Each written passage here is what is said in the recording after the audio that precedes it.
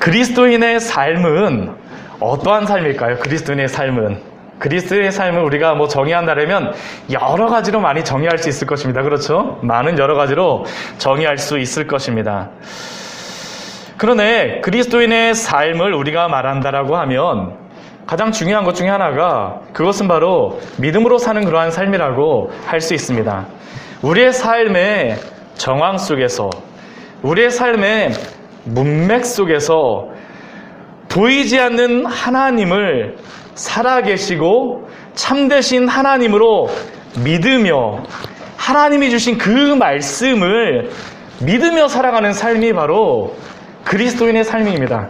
그렇지 않나요? 정말로 그것이 그리스도인의 삶입니다. 근데 제가 이렇게 앞에서 말씀을 드렸지만 막상 이러한 삶을 살아간다면 어떻습니까? 쉽지 않아요. 쉽지 않습니다.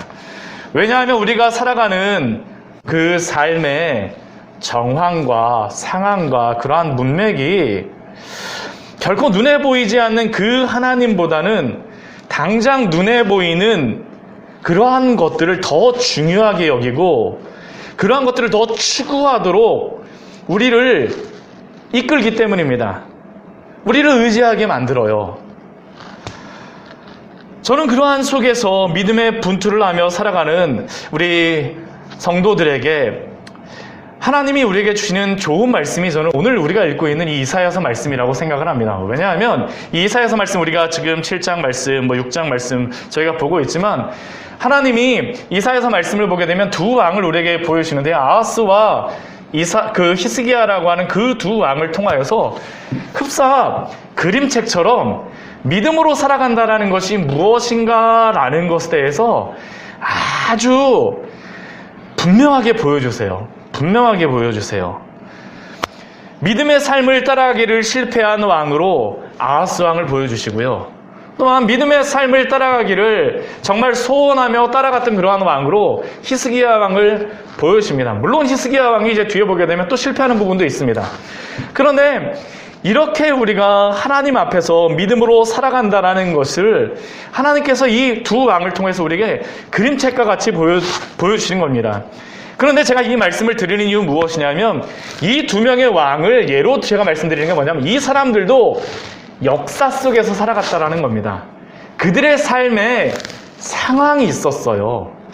정황이 있었습니다. 그냥 우리가 말씀 오늘 그 이사야서 7장 말씀을 읽었지만 이게 그냥 옛날 이야기가 아니고요.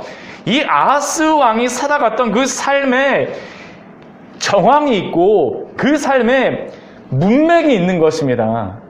그리고 믿음이라고 하는 것은 항상 무엇이냐면 우리의 시간과 공간이라고 하는 우리의 삶 속에서 드리는 것이 바로 믿음입니다.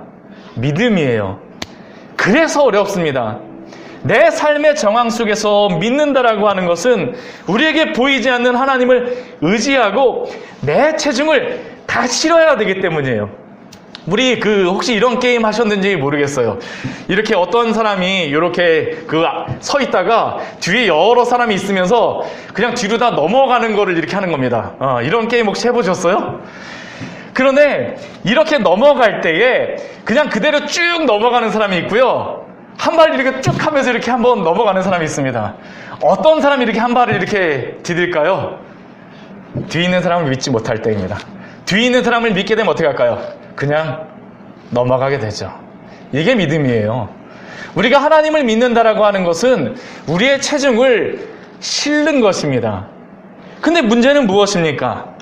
우리의 마음속에 두려워요. 내 체중을 보이지 않는 하나님께 다 맡기고 실었는데 만약 하나님이 안 받아주신다라고 하면 어떡할까라는 두려움이 우리의 마음속에 항상 있는 겁니다.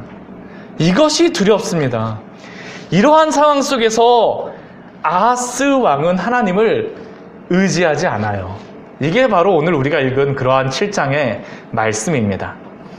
그리고 이러한 믿음의 특징에 또 한 가지가 있는데 또 한 가지는 무엇이냐 하면 우리가 믿는다라고 할 때 우리가 무턱대고 믿는 것이 아니라 항상 그 믿음에는 믿는 대상과 존재가 있다라는 겁니다. 제가 거의 비슷한 말 같지만 이걸 나눠서 말씀드리는 게 왜 말씀드리냐면, 우리가 교회에서 그리스도인이어서 믿음이 있는 사람과 믿음이 없는 사람이라고 우리가 이야기를 하지만, 그러나 믿음이 없는 사람조차도 아무것도 안 믿고 살아가는 것은 아닙니다. 심지어 불신자조차도, 우리가 불신자, 그 세상 사람조차도 아무것도 안 믿고 살아가는 것은 아니에요. 그들에게도 믿음은 있습니다. 그 믿음이 무엇일까요? 하나님이 아니라 다른 어떤 것입니다. 그래서 우리가 믿음으로 살아간다라고 할 때 무턱대고 믿는 것이 아니라 우리의 믿음의 방향이 누구냐라는 것이 굉장히 중요합니다. 이게 오늘 말씀을 통하여서 또한 하나님이 우리에게 질문하시는 그러한 질문입니다. 오늘 말씀을 보게 되면요, 그 아하스 왕의 이 정황을, 우리가 이 삶의 그 상황을 알아야지만 우리가 이 말씀을 이해할 수가 있습니다. 오늘 10절 말씀을 보게 되면 이렇게 시작합니다. 여호와께서 또 아하스에게 말씀하여 이르시되, 여호와께서 또 아하스에게 말씀하셨다는 것은 이게 어떤 의미가 있습니까? 하나님이 한 번 아하스에게 말씀하신 적이 있으시다라는 거예요. 또 말씀하세요. 또 말씀하세요. 그 전에 말씀하셨던 것이 무엇이겠습니까? 오늘 앞부분의 말씀이에요. 7장 1절서부터 9절까지의 말씀이 아하스에게 말씀하셨던 그러한 내용입니다. 이 내용을 잠깐 요약을 하면요, 그 북쪽의 큰 나라인 그 아수르, 그 바벨론 이전에 있었던 그 메소포타미아 지역에 그 아수르라고 하는, 우리가 보통 역사책에서 아시리아라고 이야기를 하죠. 아수르라고 하는 그 나라가 굉장히 그 나라를 정비하며 힘이 강력하게 되어졌습니다. 디글랏빌렛의 3세라고 하는 그 왕 때에 굉장히 힘이 강력해지면서 그 주변의 나라들을 점령해 나가기 시작하였어요. 그러면서 이렇게 북쪽에 있던 왕이 남쪽으로 쭉 내려오는데, 남쪽에 있는 그 나라가 그 북쪽의 큰 나라로부터 지키는 방법은 한 가지입니다. 그것은 무엇이냐면 남쪽의 나라들이 같이 연합하는 것이에요. 이 남쪽의 나라들이 어떤 나라들이냐면 대표적인 세 개의 나라입니다. 아람이고요. 지금 우리가 시리아라고 말하는 그 아람 지역의 아람이고요. 또 하나는 북이스라엘입니다. 이스라엘이 두 개의 나라로 다 지금 잘라져 있는 것이에요. 10개 지파는 북이스라엘로, 또 2개 지파는 남유다로 이렇게 나누어져 있습니다. 이 세 나라가 연합을 하면 그 북쪽에서 오는 나라를 어떻게 하면 잘 막을 수 있는 거예요. 이 나라들이 잘 연합을 하면 막아낼 수 있는 거고요. 연합이 안 되면 어떻게 될까요? 쭉 밀리는 겁니다. 그런데 문제는 이 아수르가 팽창을 하면서 이 아수르가 이 북쪽의 나라들, 아람과 북이스라엘을 이렇게 점령해 오려고 이렇게 막 오기 시작하는 겁니다. 그러자 그 아람과 북이스라엘이 이 남쪽의 왕인 아하스 왕에게 전령을 보냈어요. 무엇이라고 전령을 보냈을까요? 우리 같이 연합하자. 우리 같이 힘 모아갖고 아수르로부터 우리를 지켜내자. 그런데 아하스 왕, 이 남유다의 왕은 이 두 나라와 연합하기를 원하지 않았습니다. 연합하기를 원하지 않았어요. 왜 연합하기를 원하지 않았을까요? 이 북이스라엘과 아람이 남유다를 이미 이전에 침략하였던 적이 있어요. 아수르로부터 막아낸다 할지라도 문제는 무엇이냐 하면, 아수르로부터는 막을지 모르지만 그 막히고 나면 그 아람과 북이스라엘이 또 남유다를 괴롭히는 겁니다. 이게 역대하 28장 5절하고 6절의 말씀에 나와 있습니다. 제가 그냥 한번 읽어드릴게요. 역대하 28장 5절과 6절 말씀에 보면 이렇게 기록이 되어 있습니다. 그러므로 그의 하나님 여호와께서 그를 아람 왕의 손에 넘기심에 그들이 쳐서 심히 많은 무리를 사로잡아 다메섹으로 갔으며 또 이스라엘 왕의 손에 넘기심에 그가 쳐서 크게 살육하였으니 이는 그의 조상들의 하나님 여호와를 버렸습니다. 르말랴의 아들 베가가 유다에서 하루 동안의 용사 12만 명을 죽였으며, 아람이 한번 쳐들어오고요, 북이스라엘이 한번 쳐들어와갖고 남유다를 쑥대밭을 만들어버린 겁니다.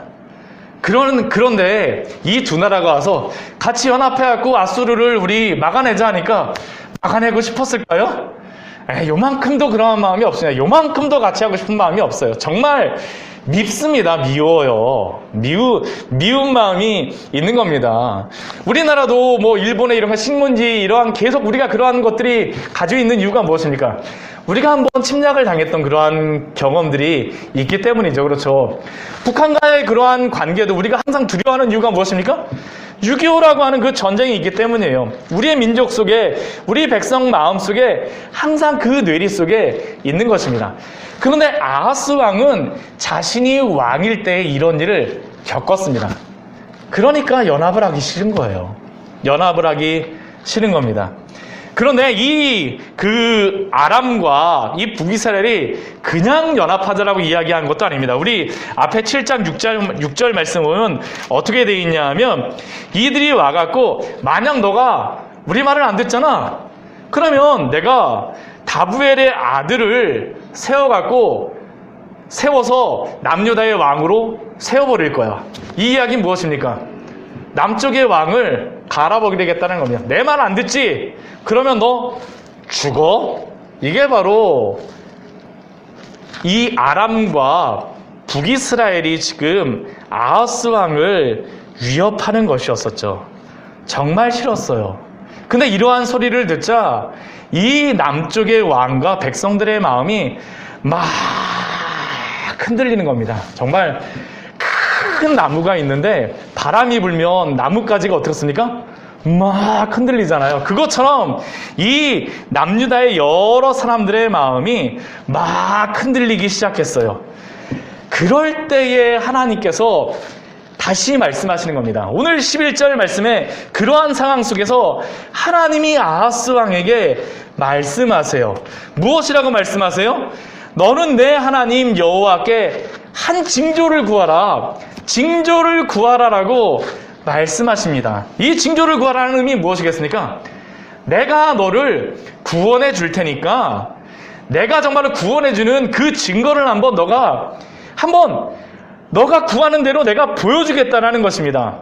너가 구하는 대로 내가 보여줘서 정말 구원할 것이라는 것을 한번 확인해 보라는 것이 바로 하나님께서 아하스 왕에게 말씀하시는 것이에요. 만약 이렇게 하나님이 우리에게 말씀하신다면 어떠세요? 좋지 않나요? 여러분들 같으면 무엇을 구하시겠습니까?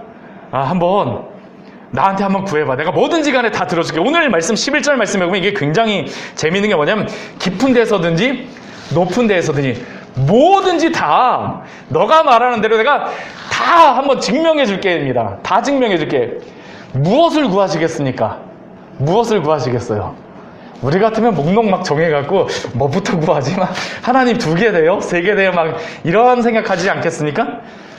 그런데 오늘 아하스 왕은 하나님이 이렇게 징조를 구하라고 했을 때 12절 말씀을 보면 무엇이라고 얘기하냐면 나는 구하지 않겠다라고 이야기합니다. 징조를 구하지 않겠다라고 이야기를 해요. 그리고 그가 징조를 구하지 않는 이유는 굉장히 거룩한 이유입니다. 그 이유가 무엇입니까? 나는 여호와를 시험하지 아니하겠나이다. 내가 징조를 구하는 것은 내가 하나님을 믿으면 되지. 내가 징조를 구함으로 말미암아 하나님을 시험하지 않겠습니다라는 게 아하스 왕의 그러한 대답이었어요. 여러분들, 이 아하스 왕의 믿음이 어떤가요? 믿음이 좋은 왕처럼 보이십니까? 믿음이 별로 안 좋은 왕처럼 보이십니까? 믿음이 좋은 왕처럼 보여요. 믿음이 좋은 왕처럼 보입니다. 참 믿음이 좋은 왕처럼 보이지 않습니까? 그가 나는 여호와를 시험하지 아니하겠나이다라고 하는 이 말씀은 더군다나 신약 그 구약의 말씀을 인용하고 있는 것입니다. 신명기 6장 16절 말씀에 보면 이런 말씀 우리 한번 같이 한번 찾아볼까요? 우리 신명기 6장 16절의 말씀입니다. 신명기 6장 16절의 말씀이에요.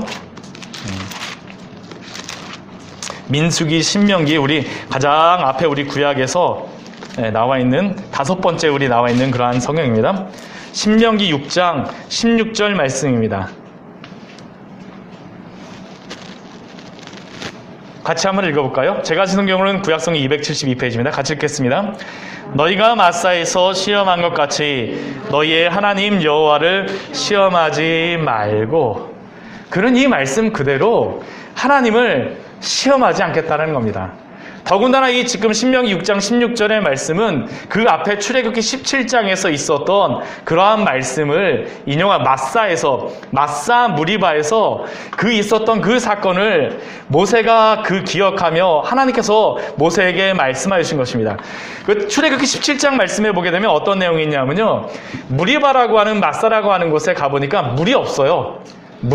그러니까 하나님께 뭐라고 이야기하냐면 그곳에서 모세와 다투고 그 서로 간에 다투면서 뭐라고 얘기하냐면 그들이 여호와를 시험하여 이기를 여호와께서 우리 중에 계신가 안 계신가 라고 하면서 하나님을 시험하였습니다.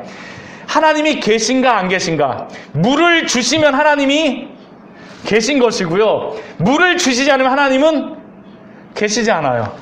그런데 이때가 언제인지 아십니까? 출애굽에서 홍해가 갈라진 지 얼마 지나지 않았어요. 정말 며칠 지나지 않고 한 100일도 안 지난 때입니다.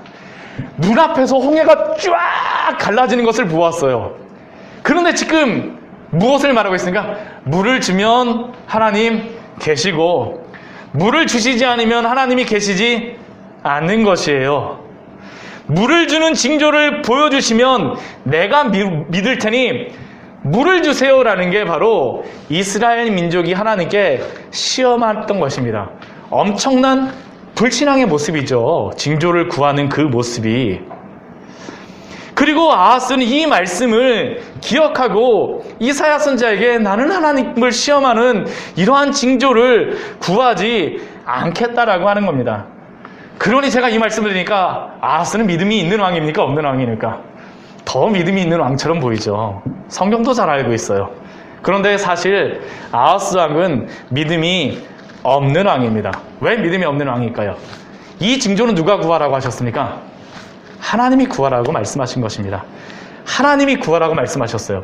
더군다나 반드시 이 징조를 구하여야 합니다. 왜냐하면 이 순간이 너무나도 위중한 순간이기 때문이에요. 하나님께서 깊은 데에서든지 높은 데에서든지 어떤 징조든지 구하라라고 말씀하시는 것은 반드시 아하스가 이것을 그 징조를 봄으로 말미암아 하나님이 그를 구원하신다라는 것을 믿어야 되는 믿음이 필요한 순간인 겁니다. 이 순간은 징조를 구하는 것이 믿음이 있음을 증명하는 것입니다. 그런데 아하스 왕은 징조를 구하지 않아요. 왜 징조를 구하지 않겠습니까? 더 충격적인 그러한 이유가 있죠. 그것은 바로 더 이상 하나님을 의지할 필요가 없었기 때문입니다. 더 이상 하나님을 의지하지 않고 하나님을 믿지 않아도 되기 때문이에요. 왜냐하면 그가 또 다른 준비를 해야 했기 때문이죠. 열왕기하 우리 16장 말씀해 보게 되면 이게 나와 있습니다. 우리 이 말씀 같이 한번 찾아보도록 하겠습니다. 열왕기하 16장 6절에서 8절의 말씀입니다. 16장 6절에서 8절까지의 말씀을 같이 한번 보겠습니다.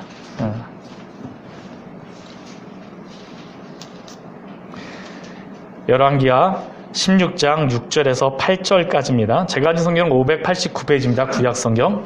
같이 읽겠습니다. 당신의 아람의 왕 르신이 엘랏을 회복하여 아람에 돌리고 유다 사람을 엘랏에서 쫓아내었고 아람 사람이 엘랏에 이르러 거기에 거주하여 오늘까지 이르렀더라. 아하스가 아스루 왕 디글랏 빌레셀에게 사자를 보내 이르되 나는 왕의 신복이요 왕의 아들이라. 이제 아람 왕과 이스라엘 왕이 나를 치니 청하건대 올라와 그 손에서 나를 구원하소서 하고 아하스가 여호와의 성전과 왕궁 곳간에 있는 은금을 내어다가 아스루 왕에게 예물을 보냈더니. 지금 아하스 왕이 하나님을 의지하지 않는 이유가 무엇입니까? 그는 충격적이게도요 제3의 길을 찾았습니다. 아람이나 북이스라엘도 아니고요, 하나님도 아니고 누굽니까? 침입해오겠다라고 하는 아수르를 그가 의지하기 시작한 겁니다. 아수르가 그의 의지가 되어졌어요. 더군다나 더 이게 심각한 게 무엇이냐면 아하스 왕이 어디서 아스루 왕에게 그 돈을 보내느냐 하면요, 여호와의 성전에서 은금을 가져다가 보내버립니다. 하나님을 의지하지 않는 정도가 아닙니다. 하나님의 집에서 은금을 가져다가 아수르 왕에게 보내요. 그래서 아수르와 연합합니다. 아하스 왕은 더 이상 하나님을 믿을 필요가 없었던 것입니다. 왜요? 그는 아수르를 의지하였기 때문이죠. 겉으로 그는 성경의 말씀을 잘 알고 있고 다윗의 집안의 왕으로 믿음이 있는 왕처럼 보이지만 하나님을 시험하지 않겠다라고 말까지 하였으나 그러나 그는 하나님을 의지할 필요가 없었기 때문에 이렇게 말한 것입니다. 그는 믿음이 없는 왕이었어요. 그가 아수르가 하나님보다 더 강하다라고 생각했기 때문입니다. 그가 이렇게 생각하는 이유가 분명히 있습니다. 왜요? 북이스라엘과 아람이 이렇게 쳐들어왔을 때에 하나님이 지켜주지 않았거든요. 그런데 그렇게 지켜주지 않은 그러한 이유 중에 하나가 무엇이냐면 아하스 왕이 우상 숭배를 하고 있었어요. 하나님이 거기에 대한 징벌로다 그 북이스라엘과 아람을 들어서 그 징계를 내리신 것인데 아하스 왕은 하나님이 거기에서도 나를 지키지 못했는데 내가 어떻게 하나님을 의지하냐라는 것이죠. 그의 믿음은 하나님을 향한 믿음이 아니라 바로 아수르를 향한 믿음으로 그래서 달려갔던 것입니다. 더 이상 하나님을 믿을 필요가 없었고 하나님을 의지할 필요가 없었습니다. 그는 세상적인 지혜로 이미 그가 의지할 것을 준비하였기 때문입니다. 그리고 우리의 믿음의 싸움은 바로 이것을 잘 구분하는 것부터 시작됩니다. 우리의 삶의 여러 가지 상황 속에서 하나님의 말씀을 의지하여서 나의 믿음이 하나님께로 향하느냐 아니면 이 세상의 지혜를 의지하여서 세상을 의지하느냐라는 그러한 싸움이죠. 날마다 이게 우리의 삶에서 일어나지고 있지 않습니까? 그렇다면 이러한 아하스 왕을 향하여서 하나님께서 무엇이라고 말씀하실까요? 오늘 뒤에 말씀해 보게 되면 하나님의 말씀이 있습니다. 하나님이 징조를 주세요. 너가 징조를 구하지 않았지만 내가 징조를 주겠다라고 말씀하십니다. 그런데 이 징조를 주겠다라고 말씀하실 때에 13절 말씀을 보면 우리가 주의해야 될 게 있습니다. 이 13절 말씀을 보면 이사야 선지자를 통해서 하나님께서 말씀하세요. 무엇이라고 말씀하시냐면 아하스 왕을 향해서 다윗의 집이여 라고 말합니다. 왜 다윗의 집이라고 말하겠습니까? 지금 아하스 왕이 선택하는 것은 단순히 인간적인 선택이 아니라 개인적인 선택이 아니라는 것이에요. 어떤 선택이라는 것입니까? 다윗의 집을 대표하여서 선택한다는 것입니다. 그리고 이 아하스의 선택은 그래서 파급력이 엄청난 것입니다. 사람만 괴롭힐 뿐이 아니라 13절 말씀과 같이 사람만 괴롭히는 그러한 선택일 뿐만 아니라 이것은 또 누구까지 괴롭히는 것입니까? 하나님을 괴롭히는 그러한 선택이에요. 하나님을 괴롭히는 선택이요. 그런데 하나님을 괴롭게 하려느냐라고 했을 때 이사야 선지자가 어떠한 하나님이라고 그가 이야기합니까? 나의 하나님을 괴롭히려 하느냐라고 이야기하죠. 이 나의 하나님, 이 나는 누구겠습니까? 여기서 그런데 이사야입니다. 이사야예요. 근데 제가 이 말씀을 드리는 이유가 뭐냐면 앞에 7장 11절 말씀을 한번 보세요. 하나님이 처음에 아하스 왕에게 말씀하실 때에 뭐라고 말씀하세요? 너는 내 하나님 여호와께 징조를 구하되 내 하나님이었었는데 지금 아하스 왕이 하나님을 의지하는 것이 아니라 하나님을 믿는 것이 아니라 세상인 아수르를 믿게 되니까 내 하나님에서 어떤 하나님으로 변합니까? 나의 하나님, 아하스가 믿는 하나님에서 아하스와 관련이 없는 하나님으로 변해지게 되는 겁니다. 이게 너무나도 중요하죠. 너무나도 중요해요. 아하스 왕이 남은 자로 그 삶의 상황 속에서 하나님을 참된 구원으로 믿지 않고 아수르를 믿음의 대상으로 선택하자 내 하나님이 아니라 다른 사람의 하나님이 되어져 버린 겁니다. 아하스에게. 아하스와 관계없는 하나님이 되어져 버렸어요. 왜냐하면 그의 믿음의 대상이 바뀌었기 때문입니다. 그리고 이것은 단순히 아하스에게만 영향을 미친 게 아니고요, 다윗의 집 전체에 영향을 미치게 되는 겁니다. 이 역사적으로 보게 되면 전체에 영향을 미치게 돼요. 그것으로서 말씀하시는 게 바로 14절의 징조입니다. 임마누엘의 징조예요.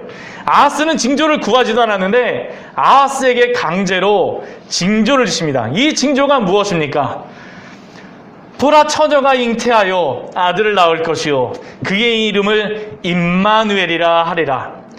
이 임마누엘이라고 하는 이 징조 안에는 두 가지의 책망이 담겨 있습니다. 첫 번째는 임마누엘이라는 뜻 자체가 무엇입니까? 하나님이 우리와 함께 하신다는 의미입니다. 하나님이 우리와 함께 하세요. 그런데 우리가 방금 전에 보지 않았습니까? 내 하나님에서 아하스와 관련이 없는 하나님이 되어져 버렸어요. 엄청난 책망이죠. 그의 이름을 임마누엘이라, 우리와 함께 하시는 하나님이신데 이 징조를 아하스가 거절해버린 것입니다. 임마누엘의 하나님을 아하스가 거절했어요. 하나님이 함께 하신다라고 약속하셨는데도 불구하고 아스루가 더 크게 보이기 때문에 그는 하나님을 의지하지 않고 떠나버렸기 때문에 임마누엘의 하나님이 그에게 되지 않는다라는 것입니다. 두 번째 책망이 무엇입니까? 이건 다윗의 집 전체에게 주는 그러한 책망입니다. 원래 다윗의 집이라고 하면요, 다윗의 집이라고 할 때는 이거 항상 이게 역사적인 그러한 성경의 전체적인 그 문맥에서 보면 무엇을 생각하냐면 다윗을 통해서 누구를 주시겠다는 약속이 항상 여기 있습니까? 예수님이 오시겠다는 약속이 항상 있어요. 다윗을 통해서 예수님을 주시겠다는 약속이 여기에 있습니다. 우리 자녀를 낳을 때 어떠셨습니까? 자녀를 갖게 되면 항상 너무나도 기대가 돼요. 저도요, 저희 두 아이가 태어날 때, 병원에 가갖고 산부인까지 이렇게 초음파 이렇게 막 하면서 막 무슨 소리 막 심장 소리 막 들린다 그러잖아요. 그러면요, 우와, 막 정말 이렇습니다. 정말 이래요. 그리고 태어나갖고, 야, 아이들의 목소리가 어떤 목소리일까 하면서 막 굉장히 궁금해요. 굉장히 궁금합니다. 다윗의 집이라고 하는 이 말 속에는 이 다윗의 집안에 소망이 있는 것입니다. 태어나는 아이가 혹시 누구일까라는 소망이겠습니까? 그리스도가 아닐까라는 소망입니다. 그리스도가 아닐까라는 그러한 소망을 항상 가져요, 그 사람들은. 그리고 만약 태어났습니다. 만약 태어난 그 사람이 이제 왕이 되지 않겠습니까? 왕이? 남자를 태어나면 왕이 되었는데 자신을 보게 되면 그리스도가 아니에요. 그러면 그 태어난 왕은 또 무슨 소망을 갖겠습니까? 내 아들이 그리스도로, 메시아로 태어나겠구나라는 게 바로 다윗의 집안의 소망입니다. 이게 바로 다윗의 집의 소망이죠. 다윗의 집에 이 소망이 있어요. 내 밑에 아들이 그리스도가 아닐까? 하나님이 주시는 그 메시아가 아닐까라는 소망입니다. 그런데 이게 어떻게 됩니까? 우리 15절 말씀에 보게 되면 이게 어떻게 되냐 하면, 우리 15절 말씀 보면 그가 악을 버리며 선을 택할 줄 알 때가 되면 엉긴 적과 꿀을 먹을 것이라 라고 말씀하세요. 여기서 엉긴 적과 꿀은 보통 아이가 먹는 음식이 아닙니다. 이거는 거친 음식이에요. 좋은 음식이 아니에요. 보통은 무엇을 아기에게 먹입니까? 좋은 이유식, 좋은 곡식을 가지고 아이들한테 먹여야 되죠. 아이들한테 보통 때 이걸 먹이지 않습니다. 그런데 엉긴 적과 꿀을 먹는다는 이 의미는 무엇이냐면, 아하스가 이러한 선택을 함으로 말미암아 앞으로 아하스를 통하여서 태어날 그러한 모든 왕들이 왕으로서의 역할을 하지 못한다라는 의미가 여기에 있어요. 못한다는 의미가 있습니다. 실제로 다 역사적으로 보게 되면요, 아하스 다음에 히스기야 왕이 되는데 히스기야서부터 아수르의 이러한 큰 침략을 받기 시작합니다. 그리고 그 뒤에 태어나는 그러한 왕들은요, 아수르 아니면 바벨론에게 굉장히 날마다 괴롭힘을 당해요. 그리고 이때로부터 한 140년 후에 어떻게 될까요? 바벨론에게 멸망합니다. 그리고 그 멸망한 다윗 왕조는 그 다음에 어떻게 될까요? 다시는 왕이 태어나지 못해요. 다시는 왕이 태어나지 못합니다. 그리고 그 이후에 그 다음 페르시아가 이스라엘을 점령하고요. 또 그 다음엔 헬라 그리스가 점령하고요. 그 다음에는 로마가 점령합니다. 그리고 로마가 점령했을 때 오신 분이 누구입니까? 예수 그리스도죠. 예수 그리스도는 그래서 다윗의 왕가의 그러한 집의 모습을 가지고 오신 것이 아니라 예수님은 어디에서 태어나셨습니까? 초라한 마국간 구유에서 태어나실 수밖에 없는 것이죠. 엉긴 젖과 꿀을 먹을 수밖에 없는 그 환경에서 태어나신 것입니다. 이게 바로 아하스가 하나님 앞에 불순종함으로 말미암아 일어나는 이유입니다. 아하스의 그러한 한 번의 그러한 불신앙이 그 모든 다윗의 집으로서의 그러한 모든 축복을 다 사실은 잃어버리게 되어지는 겁니다. 잃어버리게 되어져요. 그러나 이것으로만 끝나지 않죠. 오늘 말씀을 보게 되면 바로 이어서 이것은 700년 후에 예수님을 통하여서 주시는 그러한 약속이지만 우리 14절 15절 말씀은 그 주시는 말씀이지만 당장 그들이 아하스 왕이 보게 될 두 가지의 징조가 있습니다. 첫 번째는 무엇일까요? 아하스 왕이 미워하는 두 나라 북이스라엘과 아람이 다 황폐하게 될 것입니다. 실제로 다 이 아하스 왕에게 이 징조를 주시고 나서요 10몇 년 안에 두 나라는 다 멸망합니다. 다 멸망을 해요. 그런데 이 두 나라만 멸망을 할까요? 아닙니다. 우리 17절 말씀을 보면 이렇게 말씀하죠. 아하스가 그렇게 믿었던 아수르가 어떻게 될까요? 남유다로 쳐들어옵니다. 우리 17절 말씀이 그것입니다. 곧 아스루 왕이 오는 날이니라. 실제로 아하스 왕 때도요 아스루가 침략을 했고요. 그 은금을 보냈음에도 불구하고 와수케롭이었고요. 히스기야 때는 어떻게 됐을까요? 엄청난 침략을 받아갖고 온 국토가 다 유린을 당했습니다. 그게 바로 18절서부터 나오는 그러한 말씀입니다. 그 18절 이후에 보게 되면 네 가지의 그날에라는 그러한 것이 나와요. 네 가지. 그날에는 네 가지의 그날이 나옵니다. 첫 번째 그날은 어떤 의미냐면 애굽하수의 먼 곳에서 파리가 오고 아수르 땅에 벌을 부리라는 겁니다. 애굽하수의 파리는 무엇일까요? 애굽의 군사들입니다. 우리 출애굽기에서 보게 되면 하나님이 애굽을 치실 때에 세 번째 심판하셨던 그 심판의 재앙이 무엇이었습니까?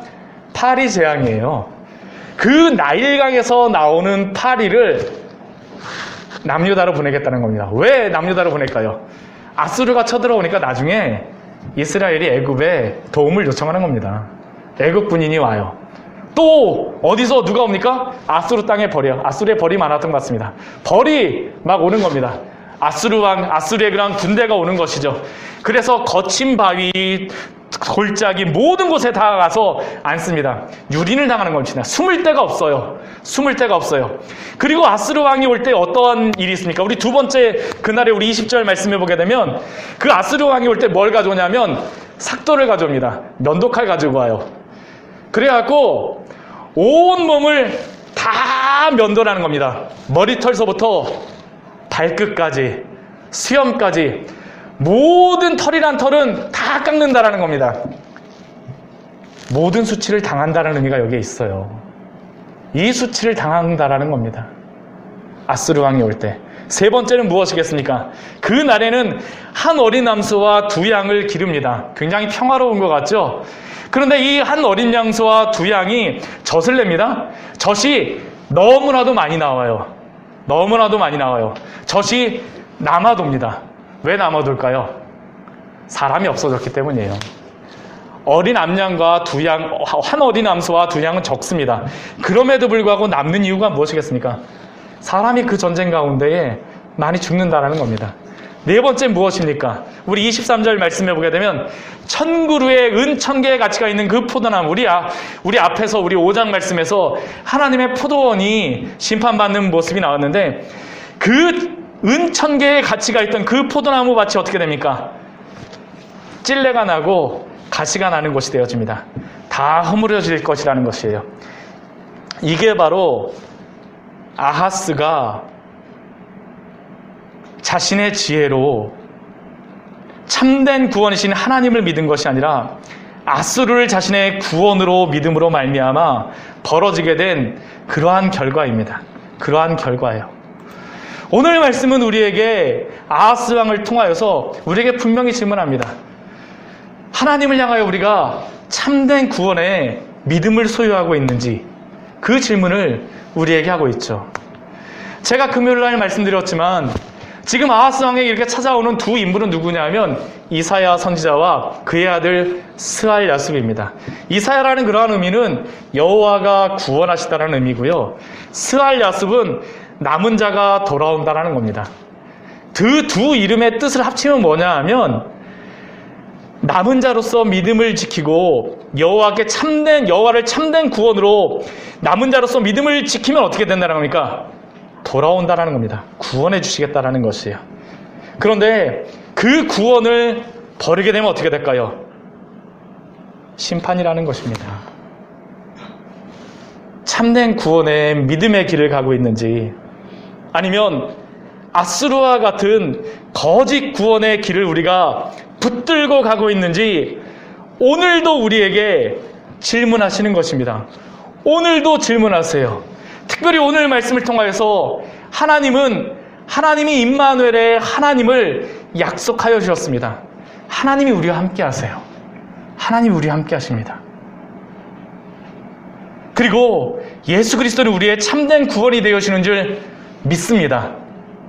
누구든지 예수 그리스도를 믿는 모든 사람은 다 구원을 받을 수 있습니다. 그런데 혹시 우리는 임마누엘 되시는 예수님을 믿는다라고 하면서 혹시 이 세상에 다른 것을, 거짓 구원을 하나님으로 여기며 살아가고 있지는 않습니까? 임마누 돈, 임마누 땅, 임마누 집, 임마누 명예, 임마누 통장, 임마누 아파트, 임마누 명예, 임마누 여러 가지 나의 모든 것이 나의 구원이 아닙니까? 사실 이것은 굉장히 중요한 문제입니다. 사실 이 문제는 한국교회와 성도들에게 너무나도 중요한 문제죠.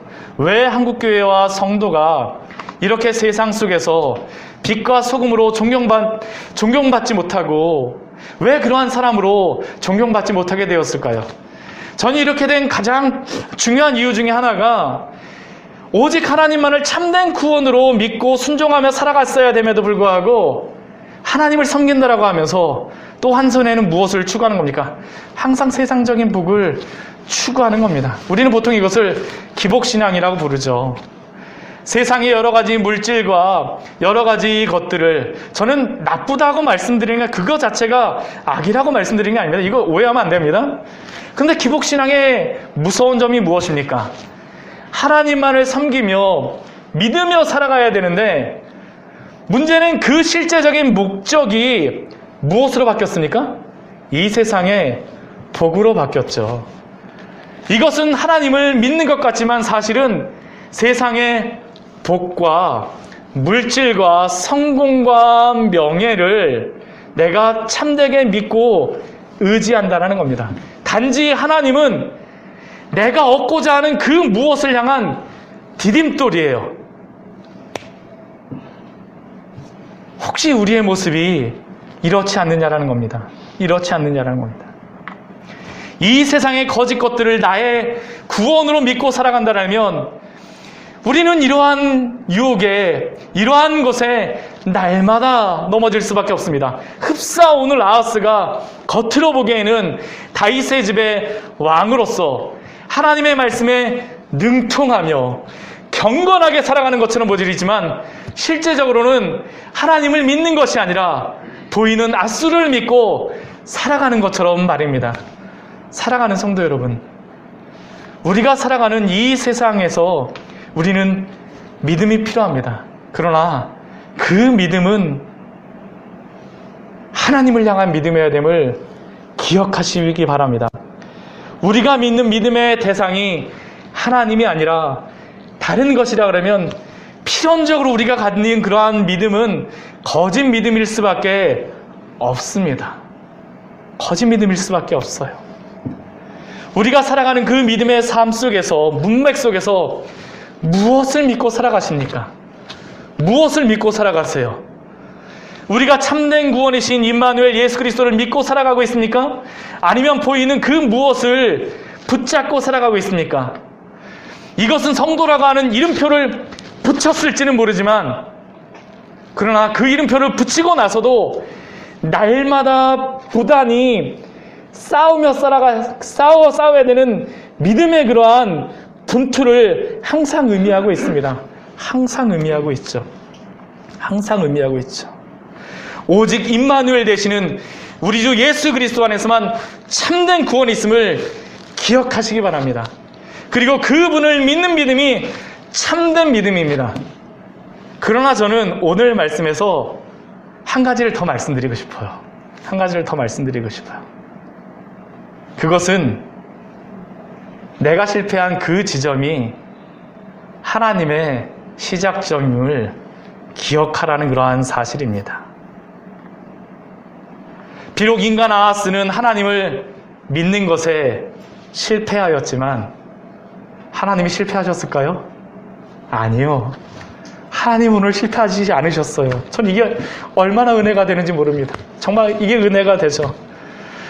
왜 하나님이 아하스 왕에게 그가 구하지도 않은 임마누엘의 징조를 주십니까?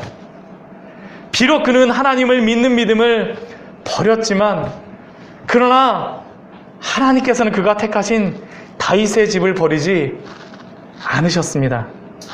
비록 아하스가 자신의 계획과 도모를 따라 눈에 보이는 더 지혜롭고 더 강한 수단과 방법을 찾아갔지만, 그러나 다윗의 집을 통하여 임마누엘 되시는 예수 그리스도를 보내시기로 한 하나님의 그 계획과 뜻은 결코 변하지도 않았고요, 실패하지도 않았습니다. 우리가 이것을 보아야죠. 그리고 예수님은 이사야에게 주신 그 약속을 따라 임마누엘의 하나님으로 이 땅에 오신 줄 믿습니다. 사람이 실패할지라도 하나님은 실패하지 않으십니다. 우리가 실패한 그 지점이 하나님이 일하시기 시작하시는 그 지점임을 잊지 마십시오. 성도는 항상 이 사실을 잊지 않아야 합니다. 우리가 살아가다 보면 얼마나 많이 실패하고 좌절하고 넘어지고 쓰러질 때가 많습니까? 오늘도 혹시 그러한 마음 가지고 오신 분 계신가요?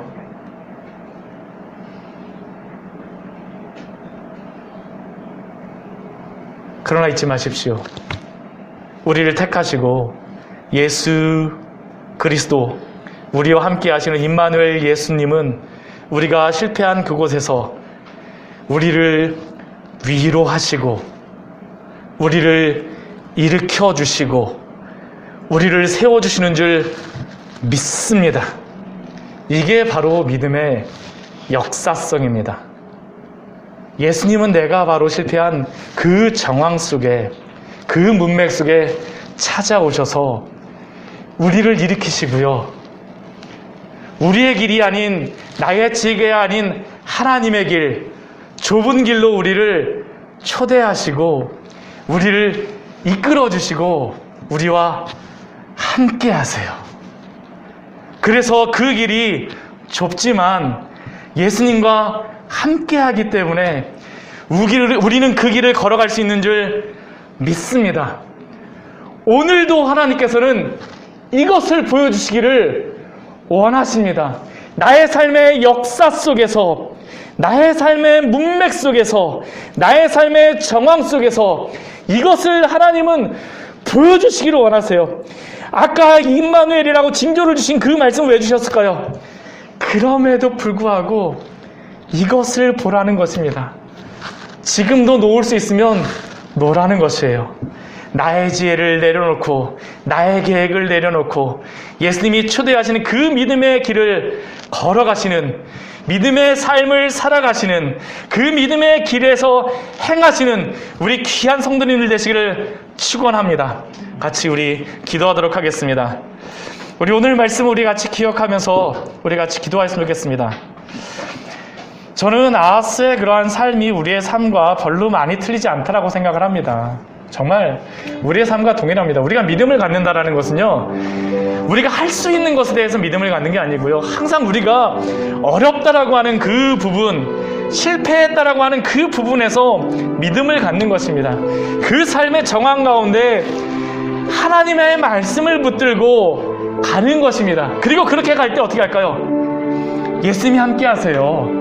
그게 우리의 믿음을 키워주시는 방법입니다. 그게 우리를 세워주시는 방법입니다.